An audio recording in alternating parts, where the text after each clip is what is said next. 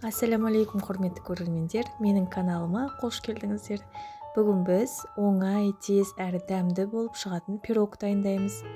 Ол үшін бізге 4 жұмыртқа қажет. 4 жұмыртқамызды жарып, үстінен 1 шымшым тұз қосып, араластырамыз.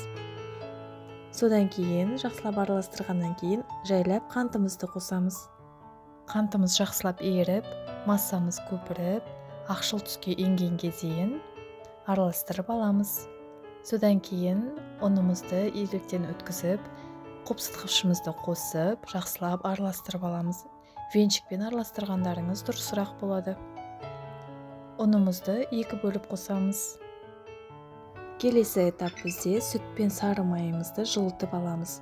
Сары май мен сүтімді пешке қойып, ішіндегі сары майы ерігенге дейін жылытып аламыз.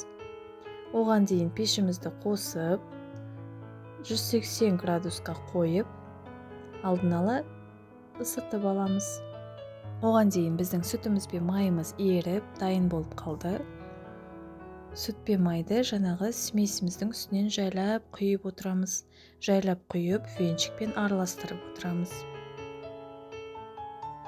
Жақсылап араласу керек. Содан кейін үстінен қалған ұнымызды қосып, жақсылап біркелкі масса болғанша араластырамыз. Массамыз қоюлау, қаймақ секілді болуы қажет. Бұл пирог көп балалы ата-аналарға ең оңай әрі тез дайындалатын дәмді пирог деп ойлаймын. Бәріне жеткілікті болады, әрі дәмді болады. Мендегі лист үлкен болғаннан кейін пирог та жалпақтау болып шығады. Сіздерде егер басқа да формалар, кішіректеу формалар болатын болса, жұмсақ әрі биік болып шығады. Духовкамызға салып, 30-40 минутқа қоямыз. Пирогтың дайын болғанын шпажка арқылы көреміз. Дайын пирогымызды шығарып, үстінен сахарный пудра сепсеңіздер де болады. Өздеріңіздің қалауларыңыз бойынша әрлейсіздер. 2-ге бөліп, арасына сгущенка жағуға да болады. Өте дәмді болып шығады.